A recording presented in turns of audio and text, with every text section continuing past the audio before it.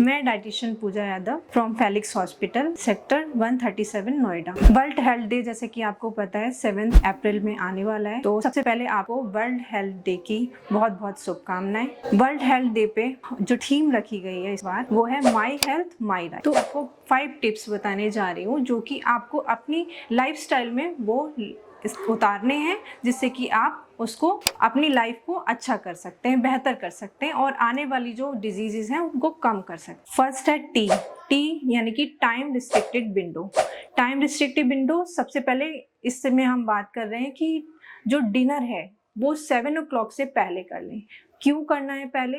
कि जो हमारा जो पूरे दिन का डाइजेस्टिव सिस्टम है मॉर्निंग टू इवनिंग काम करता है, तो उसका काम एक टाइम लिमिट तक ही होना चाहिए। उसके बाद नाइट में जो उसका काम डिटॉक्सिफिकेशन का होता है, अदर जो उसके वर्क होते हैं वो प्रॉपर कर सके, ताकि आगे होने वाली एसिडिटी, ओवरवेट और स्टमक एक जैसी प्रॉब्लम से बच सकें, एसिड रिफ्लेक्शन जैसी प्रॉब्लम से आप बच सकें।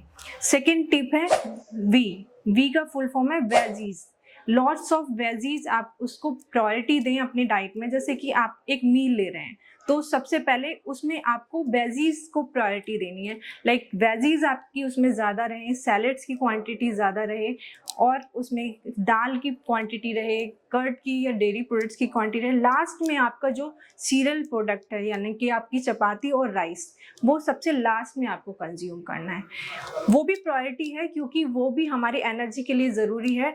अगर इस टाइम पर जो हमारा लाइफस्टाइल है, इस टाइम पर अगर हम फाइबर कंज्यूम कम करते हैं या फिर वेजीज कंज्यूम कम करते हैं, जिसकी वजह से हमें बहुत सारे मिनरल्स और विटामिन डेफिशिएंसीज होती हैं, तो वो ना हो, इसकी वजह से हमें आजकल की लाइफस्टाइल में वेजीज और जो हमारी कुक वेजीज हैं उनको अपनी प्लेट में हाफ पोर्शन में, हाफ पार्ट में प्रायोरिटी देना। नंबर 3 है बिल्पा। बिल्पा की जो फुल फॉर्म है vigorous, I means intermittent, L means lifestyle and P means physical और ए मीन्स एक्टिविटी। तो इसका मतलब है कि आप जो विग्रसली लाइफस्टाइल फिजिकल एक्टिविटीज करते हैं वो आपकी कंटिन्यूटी में होनी चाहिए। मतलब कि आप ऐसी नॉर्मली, जैसे कि आप स्टेयर्स चढ़ने, नॉर्मल आप जो आपका वर्कआउट है या फिर जो आपका सिटिंग वर्क है उसमें आप ऐसी फिजिकल एक्टिविटी ऐड ऑन करें जिससे कि आपकी जो हार्ट रेट है वो विग्रसली मेंटेन रहे,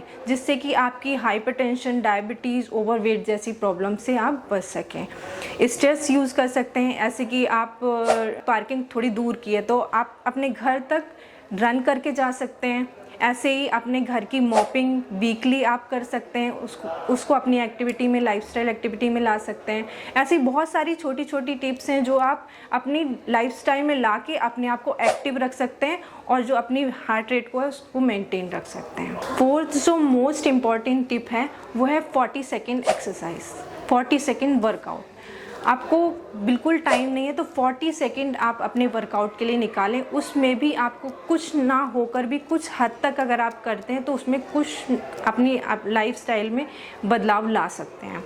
40 सेकेंड वर्कआउट में आप 20 सेकेंड्स के 4 वर्कआउट कर सकते हैं, जिसमें आप पुशअप्स, पुलअप्स और सिटअप्स कर सकते हैं, स्क्वाट्स कर सकते हैं। ये सारे एक्सरसाइज आप करके 20 सेकेंड्स में आप 20 टाइम्स कर सकते हैं इसको, और अपनी जो लाइफस्टाइल है उसको थोड़ा सा चेंज कर सकते हैं, उसमें कुछ चेंज ला सकते हैं।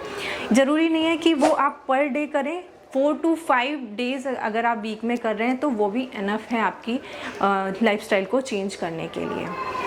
5th टिप है स्पेशली फॉर डायबिटिक के लिए, अगर पोस्ट मील फिक्स्ड ग्लूकोज लेवल, अगर आप कोई डाइट लेते हैं उसके बाद 15 to 20 मिनट्स के बाद अगर आप 10 या 15 मिनट का वर्कआउट कर रहे हैं तो आपका जो ग्लूकोज लेवल है वो नॉर्मल लेवल पे आना स्टार्ट हो जाता है। उस टाइम पर उसका जो मेटाबॉलिज्म है वो स्टार्ट होता है।